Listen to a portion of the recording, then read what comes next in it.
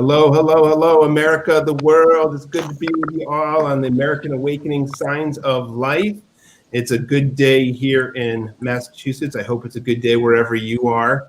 And I know it's a good day because I'm sitting in one of 6 squares with my teammates here, and we've got a day in which Dan Hazeltine is going to come to us, and Kendall Payne is going to come to us from the greater LA area. This is going to be fantastic. I am so excited about it. Without further ado, let's jump to Josh Jacob, who I know has got great rhythm, but struggled a little bit with our little intro clap thing, which is a story for another time, but whatever. Oh, that's a demerit on my part, dude. Yeah, thank you so much, John. And all right, well, this is kind of an oldie, but pulling it out here, and I hope you guys like this one. One thing remains.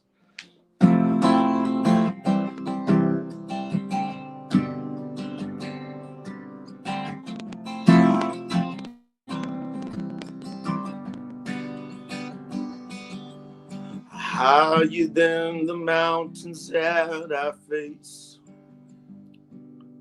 stronger than the power of the grave, a constant in the trial and the change. One thing remains, this one thing remains.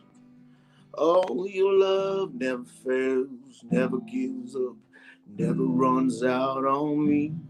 Your love never fails, never gives up, never runs out on me. Oh, your love never fails, never gives up, never runs out on me. Your love. You on and on and on and on it goes, and it overwhelms and satisfies my soul. And I never ever have to be afraid. One thing remains, this one thing remains. Oh, your love never fails, never gives up, never runs out on me. Your love never fails, never gives up, never runs out on me. Oh, your love never fails, never gives up, never runs out on me. Your love.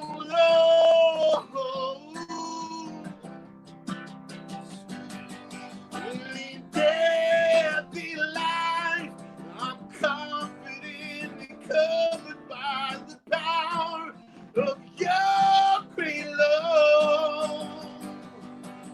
My debt is paid. There's nothing that can separate my heart from your great love. In death, in life, I'm confident and covered by the power of your great love. Yeah. My debt is paid. There's nothing that can separate my heart from your great love. Your love never fails, never gives up, never runs out on me. Your love never fails, never gives up, never runs out on me. Ooh, your love never fails, never gives up, never runs out on me. Your love, oh, your love never fails, never gives up, never runs out on me. Your love never fails, never gives up, never runs out on me. Oh, your love never fails, never gives up, never runs out on me. Your love.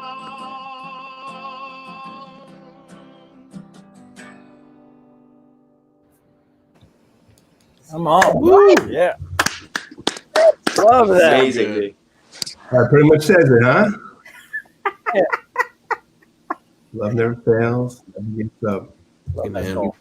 Thanks, man. Appreciate that. Thank you so much. And we want to shout that out to you all. Anybody who's on the live stream with us, who was listening to us on the pod. That's what we're here for, is to remember that God's with us. God will prevail. God is even bigger than the coronavirus. It's even bigger than the economy shut down. It's even bigger than all the sadness and darkness and difficulty you're going through right now. So, with a reminder of that, over to Pastor Joel and the Daily Dose. All right. Hey, everybody. Welcome to your daily dose of hope and light and life. First of all, I want to just send a shout out to our friends in the Philippines, in India, in Nigeria. It's just been incredible to us to watch you all commenting on the show and joining us. Many of you are joining us live right now. A lot of you are going to watch this later. I would love to know more about what's drawing you to the show. What is it that you love about hanging out with us, watching this, listening to this show? Because we just want to get to know you guys a little bit. And we're just so thankful, so privileged that you're with us. So send us a comment, shoot us a note by email, info@americanawakening.us. We would love to hear more about you and what it is that you're drawn to in the show. So today on the Daily Dose, I just want to tell you that most mornings I wake up desperate for God. And when I say that, I don't necessarily mean that in some kind of like holy spiritual way necessarily, although maybe it is the holiest of ways. But it's really just a hunger and a desire and a crying out that says, I'm not sure I can face the day without a God who loves me.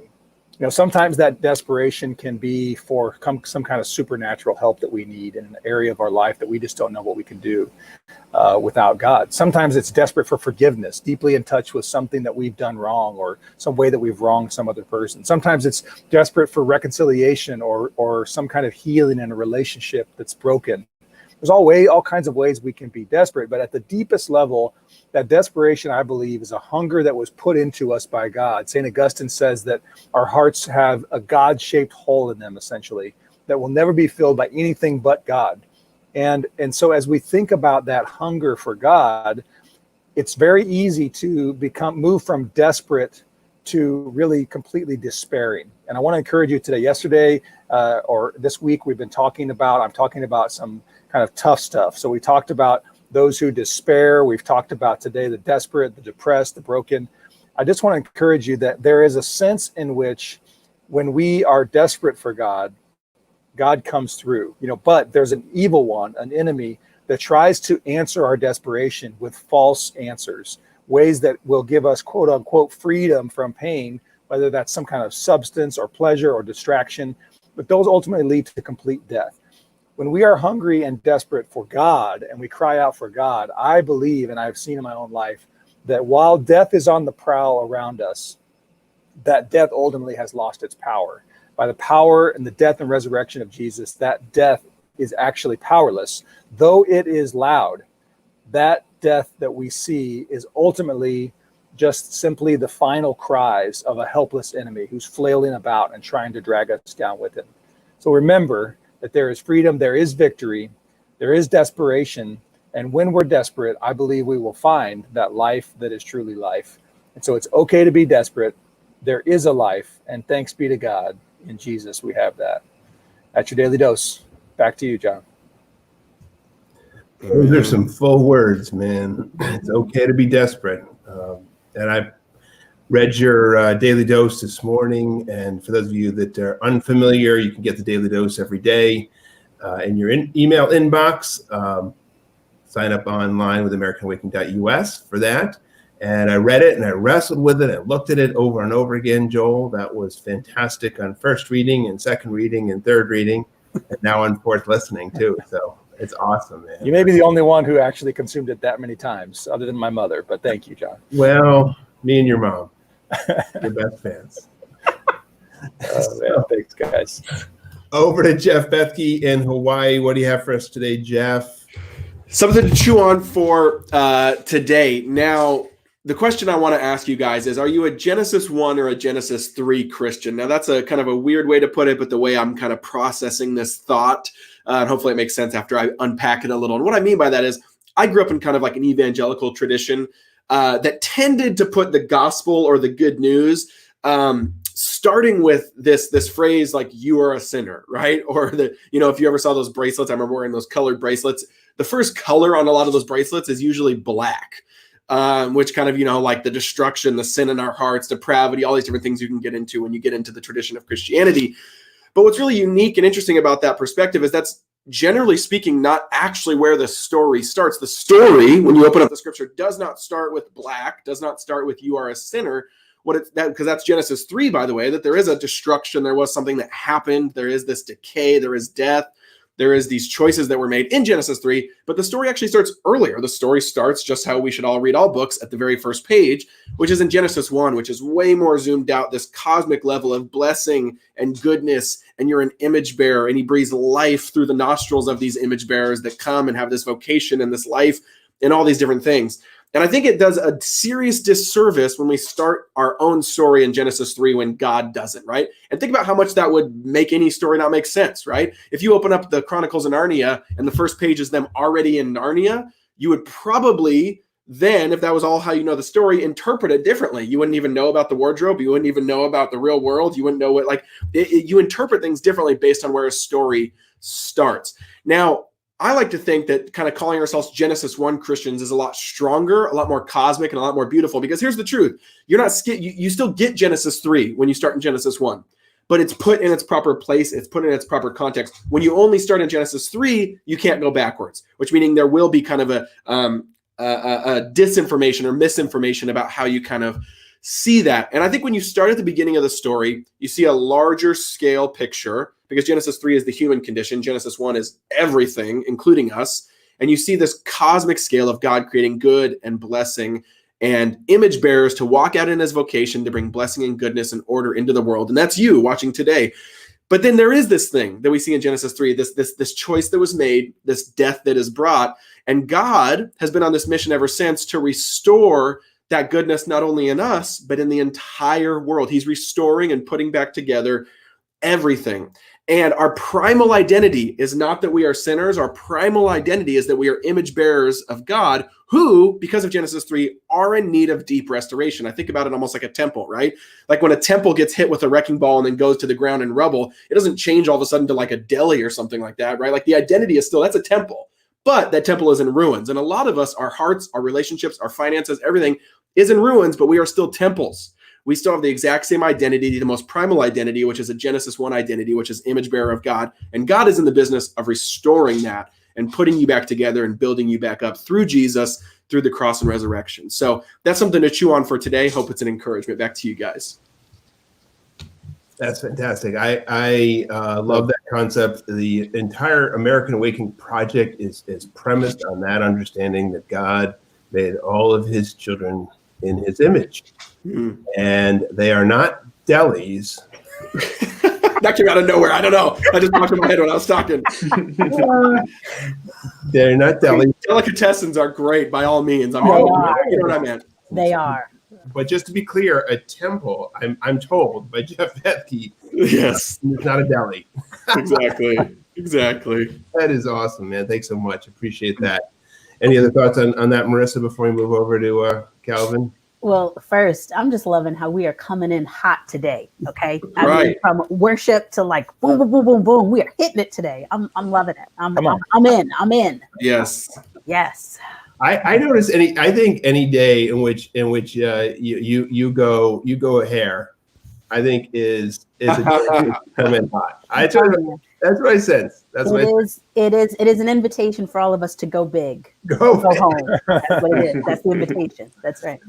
So regular listeners and viewers know that a daily feature of ours, when we don't cut them off because we don't get to them, is Calvin's Wow. So that's happening feature. Calvin, what do you have for us? All right. What's up, everyone? And just want to echo Joel again to our friends in the U.S. and around the world. We love you guys. We see you. We're so grateful for you. And yeah, like every show, just want to bring you a few headlines of what is going on out in the world. All right, so early human trials of a coronavirus vaccine show participants developing antibodies against the virus, according to Moderna. Moderna is the company that has partnered with the National Institute of Health to develop and test the vaccine. So Moderna vaccinated dozens of study participants and measured antibodies in 8 of them. All 8 developed neutralizing antibodies to the virus at levels reaching or exceeding the levels seen in people who naturally recovered from COVID-19. Pretty crazy stuff. Very exciting, though. And the U.S. government has signed a $354 million 4-year contract with new pharmaceutical company Flow Corporation to increase American production of medications that may help treat COVID-19. So this is one of the largest ever grants awarded by America's Biomedical Advanced Research and Development Authority, also known as BARDA. Flow plans to make drugs via a technique called continuous manufacturing, which essentially involves non-stop production within the same facility, which can save time and more quickly respond to drug shortages. This would be a big step in bringing generic medicine manufacturing back to the States. The FDA estimates that almost 40% of finished drugs in America and about 80% of active pharmaceutical ingredients are actually made overseas. Lastly, on May 18th, the IRS announced that it will add a staff of 3,500 people to help answer questions about outstanding stimulus checks. The IRS will add more assistance as state and local areas permit, but it cautions that phone services will remain very limited. So if you haven't gotten your stimulus check yet, head to the IRS website. Most answers to common questions about stimulus payments can be found on irs.gov. So there you have it. A few headlines of what is going on out there. And now I'm going to pass it over to my sister Marissa to introduce our discussion topic of the day. Thank you, Calvin. As we all know, there are so many uncertainties right now with Corona. I mean, everything's changing. There's a lot of loss going on around us, and sometimes inside of our communities, our families.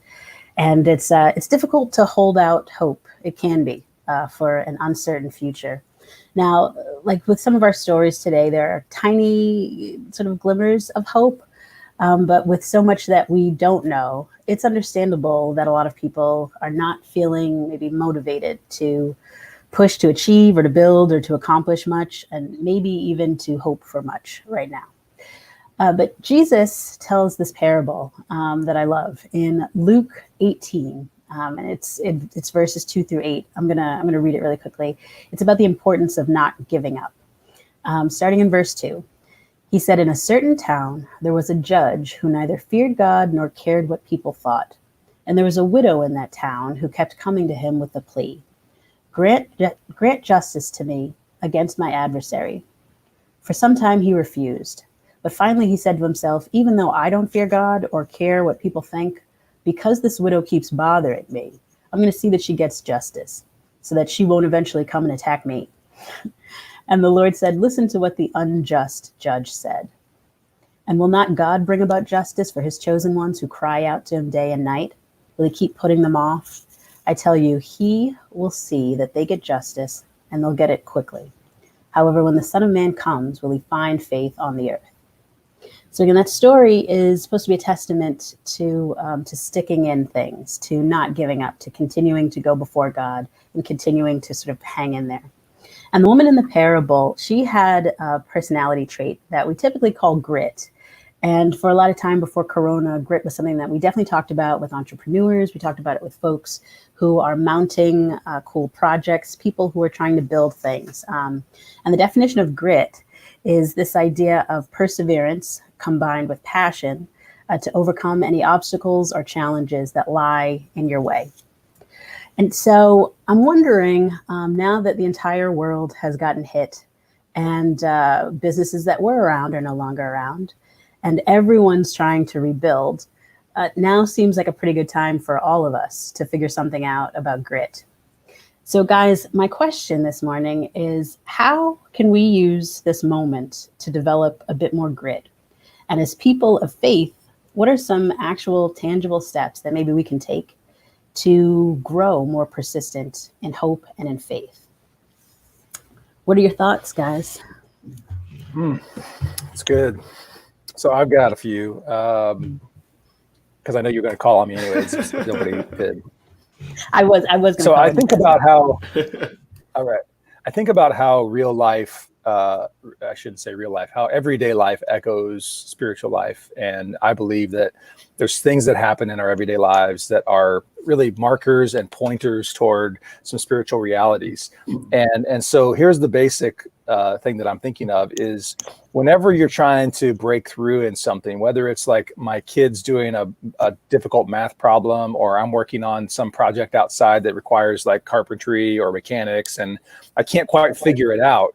Like the basic life principle is I don't just like give up and leave my truck sitting there because I can't get it started. It's like, well, I guess that's it. I guess I don't have a truck anymore.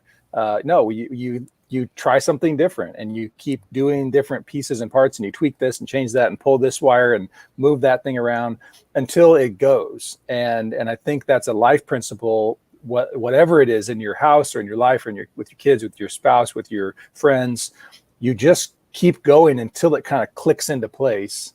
And then there is like a newness to that. And it's really actually exciting too when it works, right? There's nothing better than, and I say this mostly because I'm like sweaty and I just worked on my truck about half an hour ago because it wouldn't start.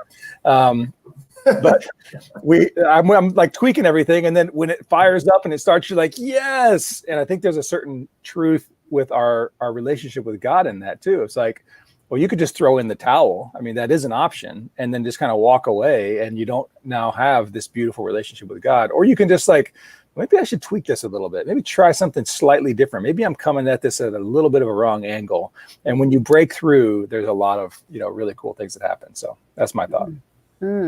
I love that. Jeff, what are your thoughts on that? Yeah, I read the run a show earlier and I've been kind of tossing it around and thinking about it. And I feel like it's there's so many different things that I was thinking of too. But I think just staying active in faith. But then one thing I think that we don't wrestle with enough in the West too is that to stay, to find persistence and hope it's so clear in the tradition of the, Christian tradition that suffering produces a particular thing in us, and that actually is the people that we look back on as the most monumental, the people that have usually had the biggest impact, but I don't know, but it's such a hard conversation because you don't want to like pursue suffering, you don't just like, oh, where's it at? Let me go suffer. That's weird. But I do think we're more resistant to when God doesn't want to actively bring it, I think, from his hand, but does want to maneuver certain life positions for us to kind of, have it in front of us to learn something. And we kind of are always running. And so it's kind of like, when you have kids, it's just like, man, if you would just kind of enter the situation of learning and instruction, you'd probably be over in 5 minutes, but it might have to be a 6-month ordeal now, So I don't know. But that was kind of where my brain was going. Of what does that look like another way to think about it, a question I'm always asking myself is, what does it look like to suffer well? Right. I think a lot of us, everyone suffers. That's another way to put it. Everyone suffers. Everyone goes through some level of suffering, hardship, difficulty, relationally, financially, in a marriage, with kids, relationships. Could be real physical stuff, ailments, all that. Everyone suffers. But the question is, do you suffer well? Right. And I think you suffer well if you come out the other end softer, more robust, more full of faith, more persistent in hope. And so, I think that's just a good question to ask. I really like that point that you brought up that sort of is a foundational one. That's like, well, the one beyond we all suffer, which is true. Like we all suffer, check the box, right?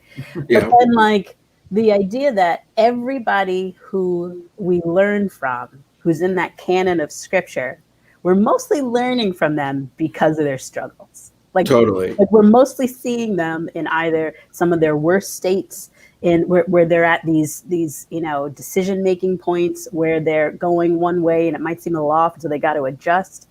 That might seem like a small thing, but I don't want to jump over that because I think if we tend to think like, no, we only want to talk about like the glory to glory places as opposed to like, wait a second, no, like this is life. There's going to be a bunch of downs in those ups and downs. And if we can start off like, okay, don't fear it. And maybe don't resist it because it's in those downs that you can learn new ways of coming back up. And like, that's probably how you're going to get remembered anyway, for like you said, how you dealt with the downs.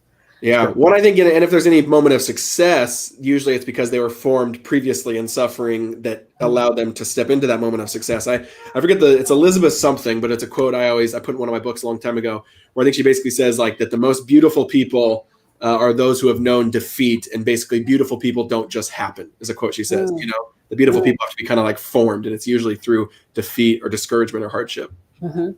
And one of the things I love about this too is that, again, maybe for the first time in some people's lives, we're actually seeing a time when this pertains to everybody. It just does. I mean, again, there are varying degrees to which, we're talking about. Not everybody doesn't have food. I get it. But there are people who have built their lives on things that now they are either destroyed and they don't know whether they're going to come back. Mm-hmm. There are people who have lost lives, and the rest of us are trying to pick up the pieces behind them. We're all going through something. Yeah. And so in this moment, that's why I think it's really key for us to like be in this moment, because we can all make this decision that like, wait a second, whether I'm used to working hard, whether I know what that's like, whether I don't know what that's like, how I come out of this is important. Yeah. And how we come out of this collectively is important too. But the collective is made up of the individuals. So I think we all gotta look at this. JK, I see the wheels are turning. I see them turning. So see those eyebrows are raising. So many wheels turning. True. I think the nub of it is this idea of back to your first question. How do you develop more grit? That's a fascinating question, which is asked by great scientists, as we know. Angela Duckworth has done great work on this subject, but it's also critics of her work too. Can you develop it? Is it in you? Is it something which is a wiring thing? Or it's like all great questions about how we're made. The whole, how much of it is the way you're actually made outside your control? How much is it the thing that you actually muster up from your own choices, et cetera, et cetera. I think the answers that Joel offered, which was terrific, and Jeff offered terrific again. I'm not sure it ends up the zone of like, expressly anyway, developing more grit. It's like awareness of what the grit might look like if I chose into it right now, or a recognition that this is what it's looked like for other people. I mean, don't get me wrong. That may exactly be the best we got to offer, right? So I'm not trying to say that the answers are not good answers. They're wonderful answers. That notion is like developing it is the awareness, and then it's just somehow choosing into the awareness. And it's a small choice often. It's sometimes a micro choice, right? I'm reminded of Lewis's conversation about bravery. I think we may have talked about this before on here. It's some people are wired to get up out of that trench in warfare and go over the top and do it. I mean, it doesn't mean that they're not afraid, but they're wired to it. They just know what to do.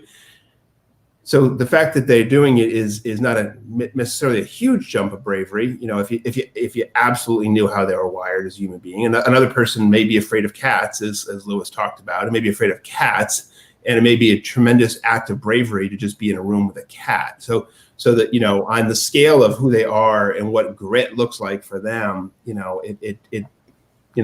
I'm going to sit here with a cat may be profound.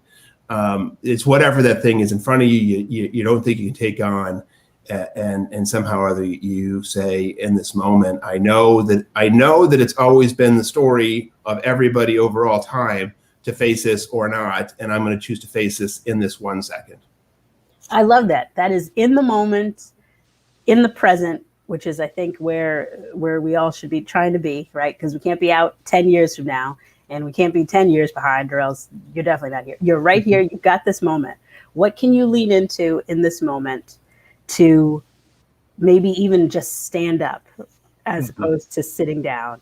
Because yeah, I think, you know, just looking out just a little, whatever world that we want to be in, that maybe it might not be that way now, but we can, like, it's going to start by all of us standing up. Mm-hmm. So that's, I'm going to get off my little soapbox there, but we got to stand up. Calvin, Well, go ahead, Joe. Go I ahead. think there's one little point here. We're talking a lot about like, how do I develop more grit? How do I overcome? I think there's an us here too, which is really important for this crew, which is call it out in other people. When somebody presses on, you know, say, man, way to go, way to get up, way to take that next step. And I'll say that to those who are listening and watching. If you got out of bed today and that was a courageous act for you, way to go, man. Way to go, sister. I mean, we got to call it out in each other. Yep. I completely agree with that one, Joel. You know, again, to the C.S. Lewis cat point, you know, when you see even a small act and them getting out of bed is a good example. For some people, that is a hard thing to do right now, or on any day. In fact, well, let's honor that, right?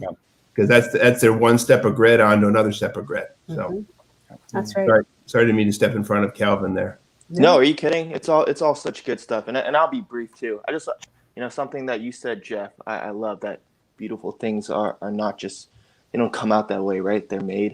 And I think for me, it actually brought me back to actually a very personal place. I think a few years ago, even before Corona and before all this craziness happened, I was actually in a pretty dark place, and you know, in hindsight, definitely depressed, isolated, lonely, and in a lot of ways, feeling a lot like people are now. But I think and during that time, there were a lot of, I think, tearful and prayerful nights from my mom, as a prayerful mother and a mother of faith, praying for a lost son. But during that time, my grandfather, so her father, told her that the most beautiful pots are the most beautiful vases, whichever one you want, take the longest in the kiln. So this idea that, you know, the ones, it's this fire that refines us and actually creates that grit, like we were saying earlier, and creates us to who we're supposed to be. It takes longer for some. And so if you're in that period of suffering right now, if you're in a period of pain, you are being prepared for something, and it's for something beautiful. And it only goes back to things we've been saying before, Jeff. You know, it actually came up the other day in a conversation with my parents, the idea of how scars, you know, tell stories, the testimonies in our scars. And so again, yeah, just want to double down on what everyone is saying. If you're out there and you're in the fire right now, it's because you're being prepared and created into something beautiful.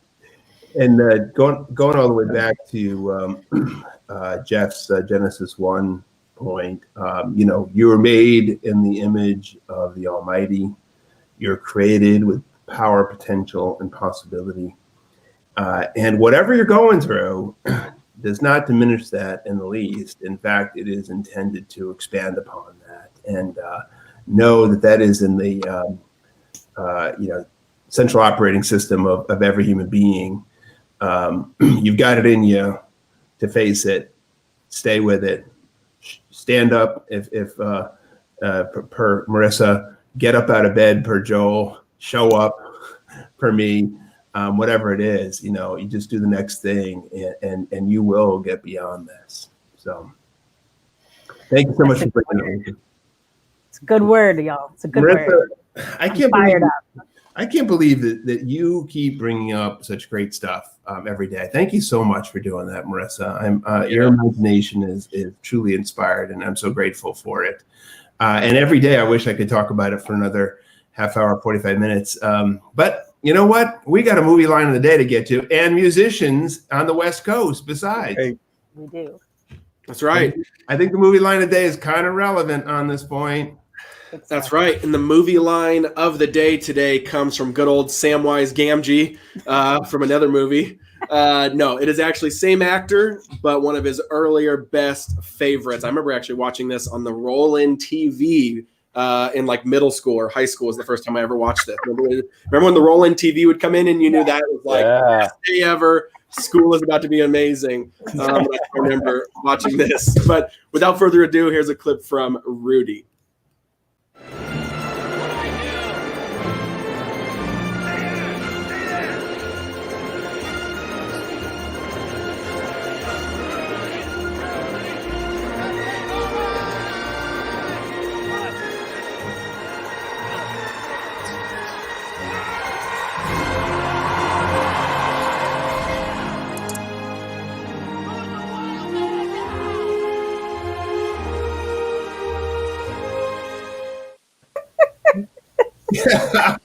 Who's the wild man now? Who's the wild man now?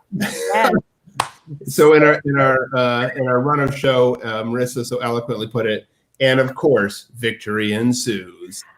Man, stay in. Stay in.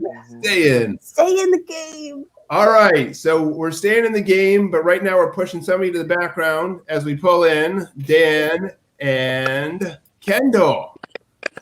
Hello. Hey guys. It is so good to see you here from Nashville. I need to just mention, this is the way my mind works. Oh, I can't hear Dan. You can't. Oh, well. Oh, we can. Oh, we're Why going to can't swap I him hear out. There we go. Now, can you hear me? Can you hear me now?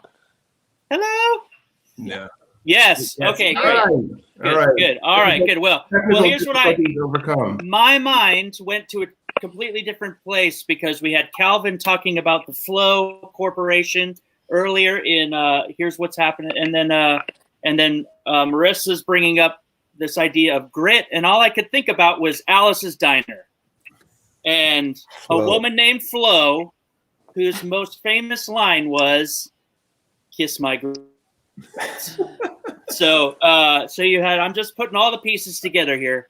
Profound, Dan. Always profound. I know, right? I know. But I will say this. One thing I love about grit.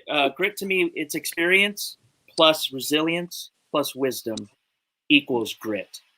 I always use the phrase credible grit when I'm thinking about an artist who has lived and who writes out of a place that's very believable because it's a place that they've experienced. An artist that we believe in is often the ones that have lived the things that they're talking about, and they know it. And so when they sing it, it is ultimately the truth, and it resonates with us on a human level. And one of our artists that we get to have on the show, the great privilege of having with us, is Kendall Payne. And Kendall, I know, does this very well. Kendall, how are you today? It's good to see you. I'm doing good. I absolutely loved what you just said, and I could not agree more. Yeah. Well, it's so good to have you on the show. The first question I usually ask our artists, because we're in such a strange season, for some artists, it's been incredibly creative and they've been able to be very prolific in their writing. For whatever reason, the ability to shut down a lot of the other kinds of work that they've done has given them a chance to write and focus in on that. For others, it's been just a season of really high anxiety and higher stress levels, and the world has kind of broken into their space in a way that has not allowed them to be that creative. And so I like to ask every artist that's on the show where they are kind of in that spectrum. So how are you doing? Yeah, I have vacillated, to be honest. It's like a roller coaster. Right at the beginning of when this all happened, I got like a cold, like a common cold that I was terrified was corona, but it was not. And I had this lymph node swell up on the side of my neck, which made it really hard to sing. And I had this panic feeling of like, I'm missing the moment when every artist is taking to, social media to re-engage with their audience and with their people. And so then it was about 3 weeks when it finally went down and I could sing and felt like it didn't look like I had this like goiter hanging off my neck. And so then I started like singing these songs, old songs, and feel like I'm newly inspired on the deepest levels because I'm like, this is such a special time. So I've had a mixed bag of ups and downs. And then some days I'm like, what is the point of any of this? It's so fleeting and inconsequential and unimportant. And then I'll get a text saying, I've listened to this song now 17 times. I've wept every time. It's unlocking me. It's healing me. Thank you for doing this. Never stop. And I'm like, and I'm back. Yes. I can do this. So up and down. Oh, what a gift. What a gift when people, some fans totally get this about artists that they love, that they don't totally know if the artist is going to get the letter or get the feedback that they present. But a lot of that feedback is so important because artists, I would say almost across, with the exception of very few, artists second guess the work that they do all the time. You write a song, you put it out into the world. You have no idea. You know what the song means to you, but you don't really know what it means to everybody else. And so those little touch points where someone gets to just communicate, hey, this song really mattered to me, or this line got me through this certain situation. Those really do make all the difference in the work of writing and creating and giving us a greater sense of purpose, I think. So I'm so glad that you had that experience, because it's not a given, right? Not everybody gets to hear back. They don't get to have a song come full circle and come back to us. So that's a great experience. Do you get a lot of that kind of feedback from your like your fans? Yeah, you know, I've come to realize in playing these songs during this acutely like traumatizing season for all of us. I love what she said a second ago, that like we are all experiencing some level of this just uncertainty and feeling of angst. So everyone feels like they're in the same boat on some level. And as I've been re-singing songs that I've written years ago, I'm like, this is perfect for right now. Like this ties in so well. I could have written it yesterday and it couldn't be more perfect than, you know, sort of for this moment. And so what I've realized is that that's how I'm wired. I'm just wired to think those deep thoughts and to plumb the depths of the human emotion and the feelings that we all are experiencing, the universal feelings of like, I'm scared, I'm lonely, I'm needing love, I'm needing care and compassion. And so as the interaction with people have been like, I've loved this song for so long, and now hearing the story behind it, because that's been what I've been doing, is recording like, here's why I wrote this song, and then sharing the song. And they're like, hearing the story adds so much to it. So yeah, I feel like I have had the fortunate relationship with my fans or audience to really have those deep levels of connections, because that's the kind of music that I've always put out, and kind of can't put out other music. Right. Maybe That's why good. I'm not as successful as I want to be. I don't know. I think, you know, the human story is vast, wide, and deep, and can, you know, there's plenty to write from in that space. And I think you're doing it well. Would you, given that, would you be willing to play us a song today? I would. I'd love to. Wonderful. Called, completely in that vein. I was sort of thinking, which songs do I want to play? I think I just want to play two really meaningful, deep songs, because that's what I do. So this is a song called I Will Show You Love. And I know it has meant a lot to a lot of people in a hard time, and it has encouraged them. So I hope that reaches you in this moment, wherever you are right now, that God is faithfully showing up, looking after you, caring for you in ways that you can't even fathom or imagine. So trust in that.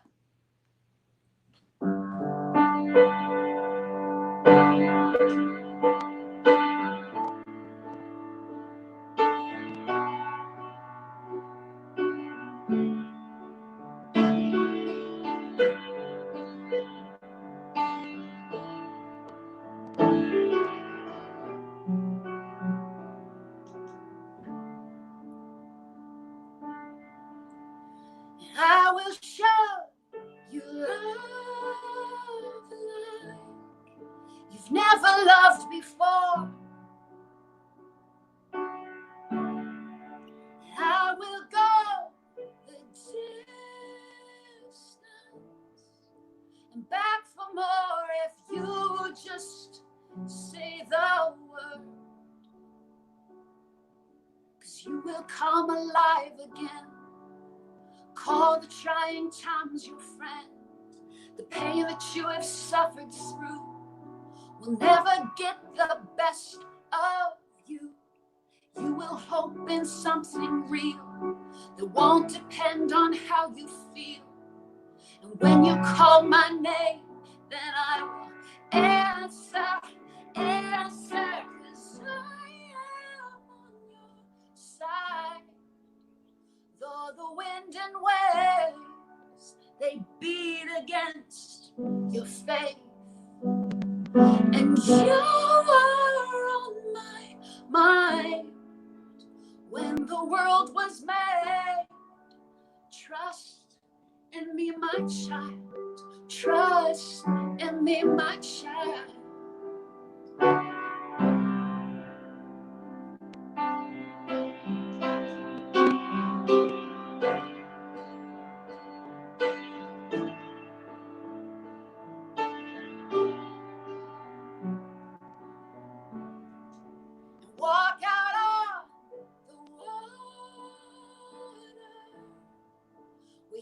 have no control. You're so scared to death of failure.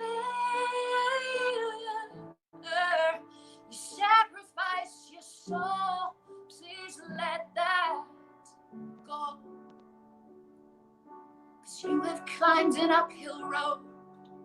You have worn a heavy load. And you have cried through endless nights and nearly given up the fight, and watched your dreams like falling stars. The heartache made you who you are.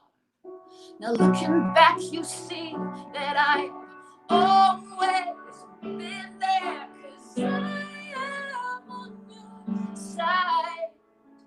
Though the wind and waves, they beat against your face.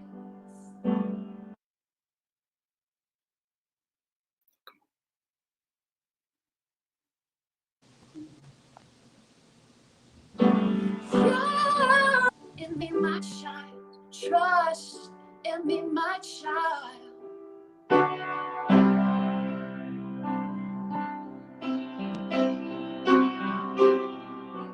Where you gonna hide? Where you gonna hide from me?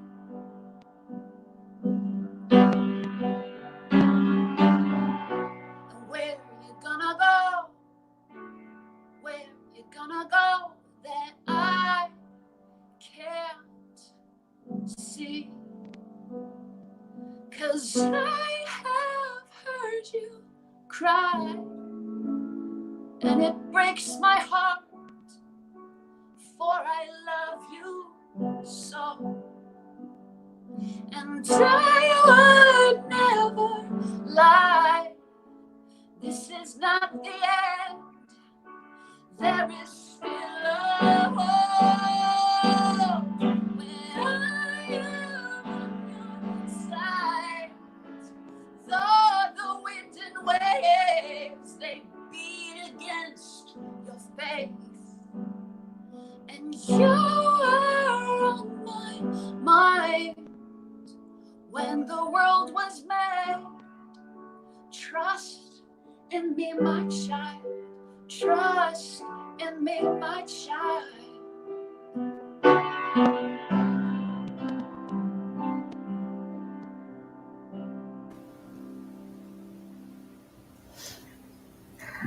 Yeah. Beautiful. Wow. So good. It's such an interesting I mean, sometimes like when you're working on a song and it's hard to get those words out, especially a song like that one. Like the rule of thumb is always to try to answer the question, what would you want to hear from somebody? What are the things that would bring you life to hear from somebody else? Especially trying to write a song that is an encouragement to other people, and you know, those words obviously are what we all do long to hear and hope to hear at different points and need to hear to keep us moving forward. So that was beautiful. Thank you, Kendall, for that. So you have taken a break from you took a kind of a break from making music for kind of the general masses, I would say, for a while. And yet, you know, you're such an incredible artist, and obviously have a gift for writing those kinds of songs that connect with people and say the things that people need to hear. What's your plan for the future? Do you have any desires to kind of step back into that space where we'll see a new album or some new songs from you in the future? Not to put you on the spot or anything, but no, please. I love the spot. I have realized I have gone through a very significant life change recently. You can check out my social media posts on Easter for more information about that. But I've recently divorced and found myself at 40 years old with 2 kids, firm believer, believing that God is still doing things and unfolding things in my life, and realizing that I still have a message of hope, that God is not done, that God is still at work And so, yes, I have realized, actually, particularly in this quarantine season, like, oh my gosh, this is what I was made to do. This is what I was put on earth to do: write songs, perform them, get that message out. And so I have no idea how I'm going to do that, because I have no label, no manager, no representation whatsoever. Like the little company of me, myself, and I. Yeah. And so I'm just trying to figure that out. But fortunately, in this day and age, we have the capacity to connect with so many people on such a personal level through our little iPhones. So I'm going to keep doing that. Good. Well, I feel like that's good news for all of us. So we'll be excited to hear what you come out with, and what you look at the world and see, and how that turns into your description of the way the world is and could be. So I'm excited for that. Which you said you had a second song, so I would love to hear you play something else. Thanks so much for being with us, Kendall. This is just a real gift. So thank you. My pleasure. This is a song called "That's Why There's Grace." And it's in a similar vein of the one that I just played before, a message of encouragement, of hope. I think during this time, we are also tender and so fragile in our emotions, that having grace with each other, I mean, just every day, be like, I'm going to just keep on having grace with you, because I'm stuck in a house with you and I'm quarantined with you. So I'm going to have grace with you. And I think having grace with ourselves and the up and down of all of it, but really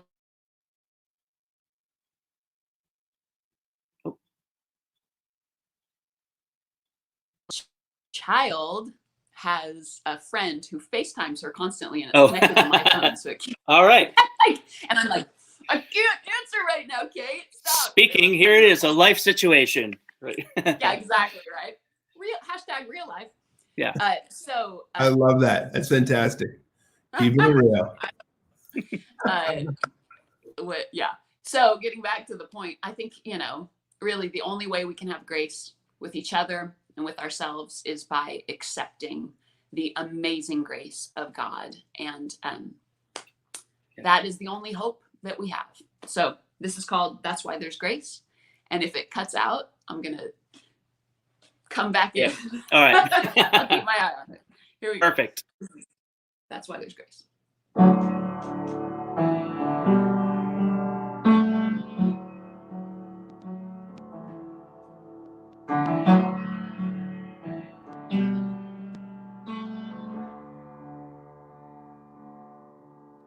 I know you feel forgotten. I know you feel confused. I know your hope's been shattered.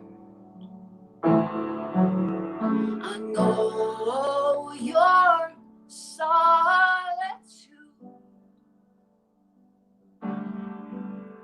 You can't find the reasons to believe anymore. But don't hide your thoughts from me, 'cause that's why I died. That's why I live. I know every part of you that you won't forgive. And that's why I try to reach you today. I know that it's hard to have faith through the pain, but that's why there's grace.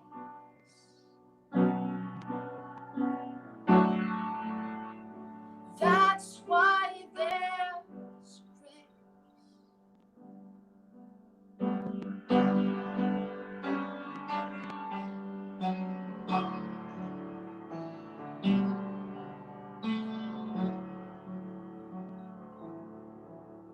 I know the days are dark now.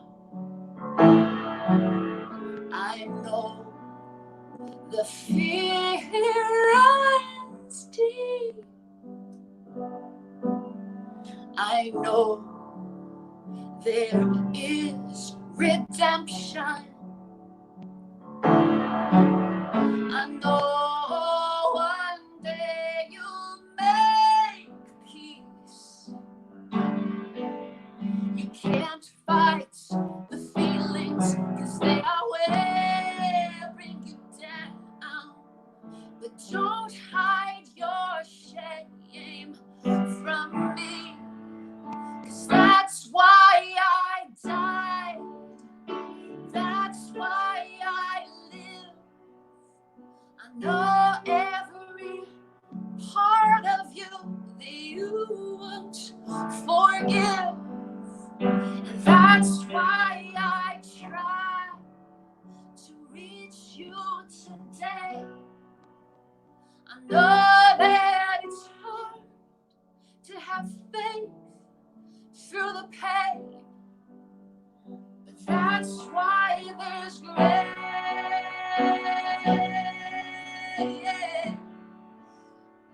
That's why there's grace.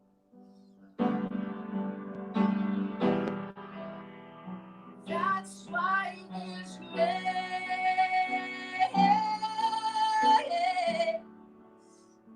That's why there's grace.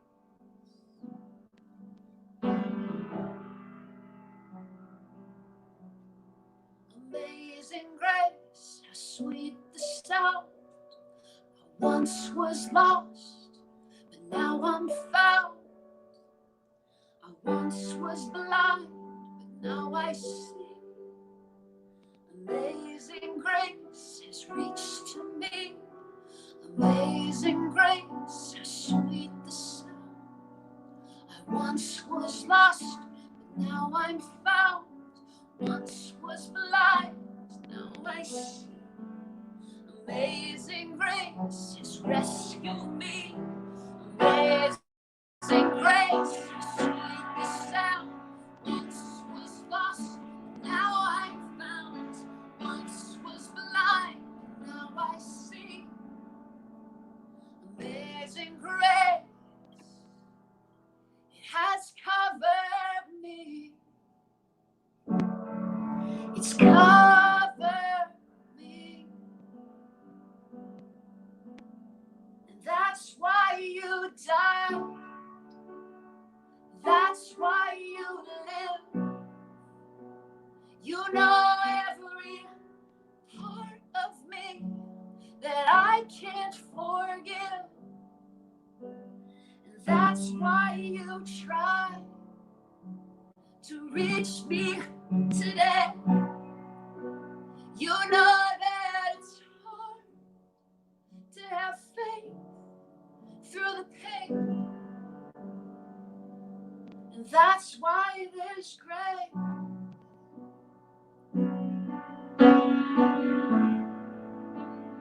That's why there's grace.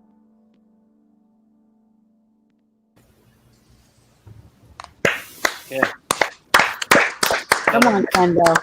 Let's Come go. on. A little emotional there. Good.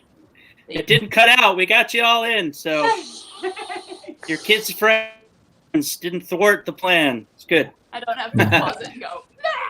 Nope. I know, right? That's why there's grace. Rah! Back Yeah, at it. I'm gonna kill you. Good. Well, Kendall, it is so great to have you on the show. It's good to catch up. I'm glad for the good news that we will hear more music from you in the future. And we do wish you the best there. You're in Texas, and I know that can be a hard place. Just kidding. I know all my friends in Texas. We love you, Texas. But it is great to see you. We're going to kick it back now to John up in New England. John, back to you. Thank you, Kendall. I'm so grateful for that. Your presence, your honesty, your authenticity, and touching the transcendent from all those places. Thank you so much. I'm so grateful to have shown up today, to have met you online, and to have you share that with us. So for everybody out there, there's a lot of words to ask you to remember here. You're made in the image of God, which several of us have reminded you of, and Kendall so wonderfully at the end. You're loved. Grace is there for you. You're designed for this moment, as painful as it is. You're designed to get through it, and you will. So till tomorrow, you've got all of our love and all of our prayers, and we'll show up again tomorrow for you guys. Thanks for being with us today, and